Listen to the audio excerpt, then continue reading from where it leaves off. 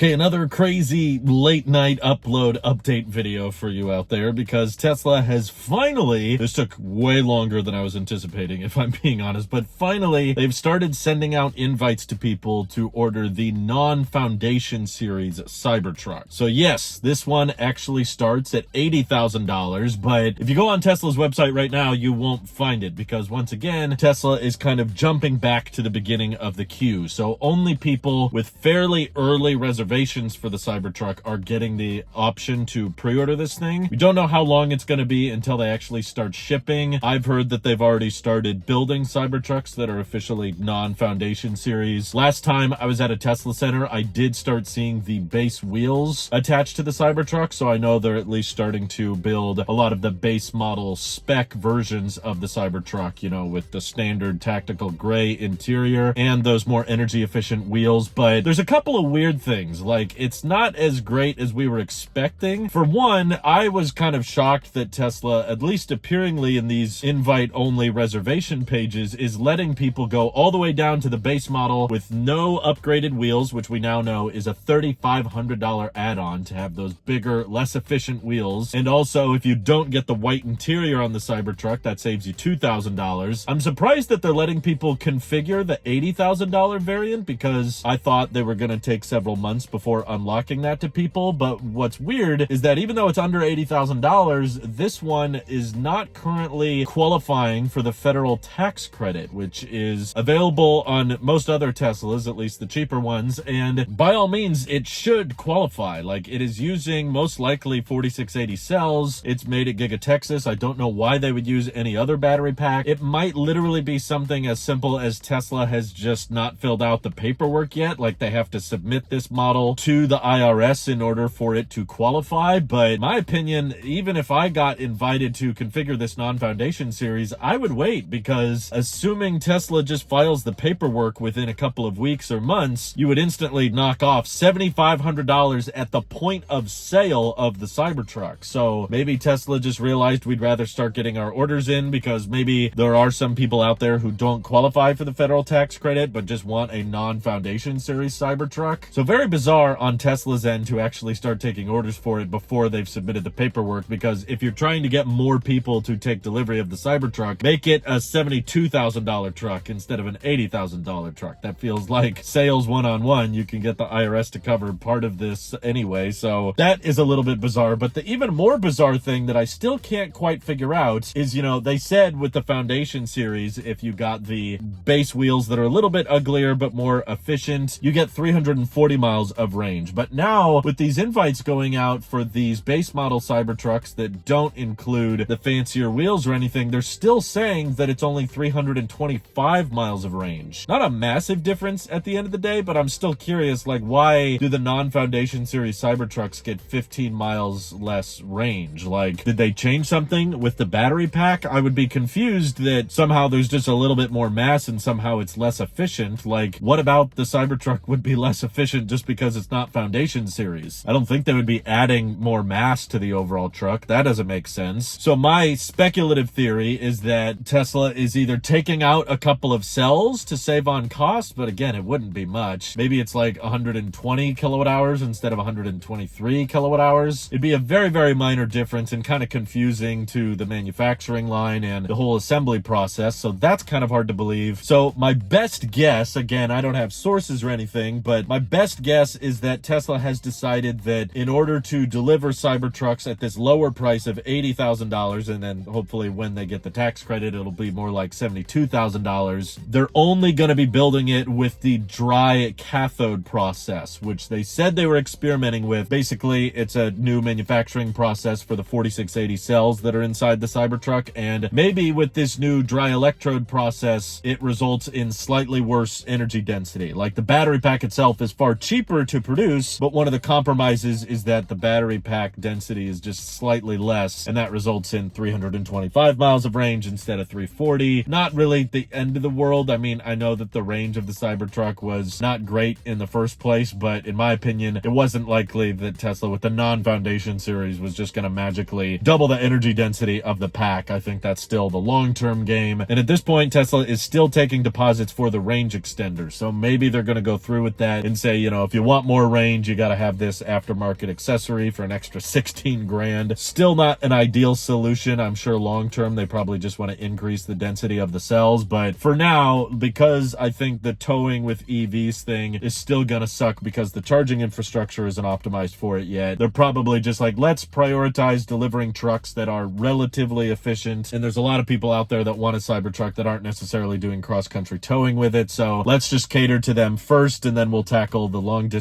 towing later. But I'm curious what you guys think. Why doesn't this qualify for the federal tax credit? I'd be really surprised if it was something like throwing LFP batteries in the Cybertruck. I don't think they're gonna do that. I know some people think they are, but why do you think the range went a little bit lower, and why do you think it doesn't qualify for the federal tax credit? And do all the Cybertruck owners out there who paid for Foundation Series, do you feel more justified now that you got those $3,500 wheels with the $2,000 white interior plus FSD included? That's another point I forgot to mention. Tesla is actually honoring the lower FSD price from those very, very early Cybertruck reservation holders. So you can still order FSD for $7,000 if you're getting invited to take delivery of one of these non-Foundation Series Cybertrucks. I didn't think Tesla was gonna do it, but it's kind of funny how the FSD price has kind of come all the way back down to where now, okay, they'll honor your price at $7,000 instead of the today price of $8,000. Didn't really end up saving too much money, but hey, $1,000 is $1,000 at the end of the day. Feel free to speculate along with me down in the comments below, and thank you to everybody supporting this channel directly. Seriously, helps us out a ton, as does just watching these videos. So thanks again. Have an excellent rest of your day.